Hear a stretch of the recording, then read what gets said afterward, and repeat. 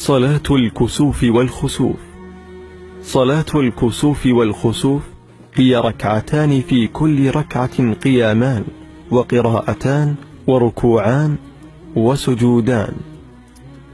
يقرأ في الركعة الأولى جهرا سورة الفاتحة وسورة طويلة، ثم يركع قائلا الله أكبر، وبعد الرفع من الركوع يقول سمع الله لمن حمده ربنا ولك الحمد، ولا يسجد، بل يقرأ الفاتحة وسورة طويلة دون الأولى، ثم يركع مرة أخرى، ثم يرفع من الركوع، ثم يسجد سجدتين طويلتين، ثم يصلي الثانية كالأولى لكن دونها في كل ما يفعل، ثم يجلس للتشهد ويسلم.